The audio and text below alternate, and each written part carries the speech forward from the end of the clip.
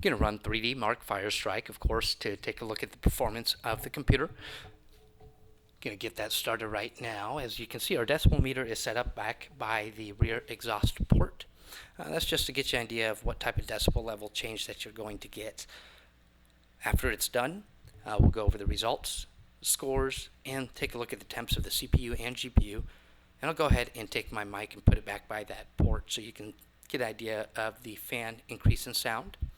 And like usual, we will be showing you temperatures from our thermal gun or FLIR gun to see where the heat is being generated and what kind of temperatures you can expect.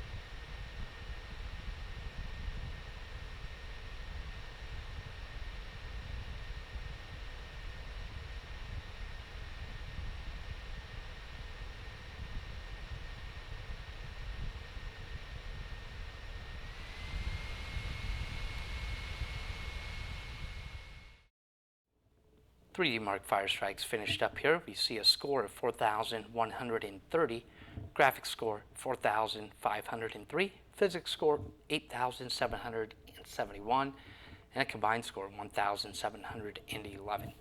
So let's take a look at what hardware monitor is telling us. As you can see here, the temps are 96, 97, 98, and we're looking at GPU temps of 90 on there. So 3D Mark Firestrike's one of the most demanding ones out there, so we expect to see the highest temperatures. A thin chassis like this is going to not provide the best cooling, but it is geared more towards mobility and still giving you that gaming capability on there. So for the design of this computer, those temps are kind of where we would expect them to be. Finished up 3D Mark Icestorm. See the score here, 86,028. Graphics score of 120,152, and a physics score of 43,144. Taking a look at the CPU temps, 95, 97, 98, and the GPU score about 85. So a little bit lower GPU, but this benchmark is one of the least demanding out there, so we'll see lower temps there, but still reflective of the thinner chassis.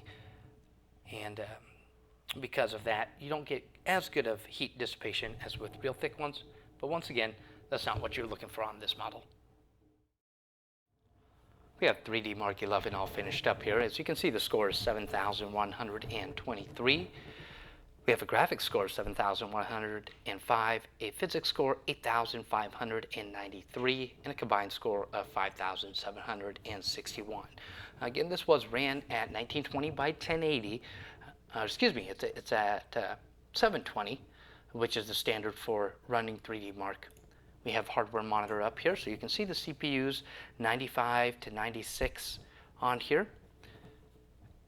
And the GPU, we're looking at 82 is where we maxed out on there during our benchmark on it. Doesn't really surprise me. This computer is made to be thin and still have a good graphics card, good CPU in there. So we are going to see higher temperatures because of the thin chassis, and that is kind of the appeal of this computer, is still get a capable gaming computer with portability on there.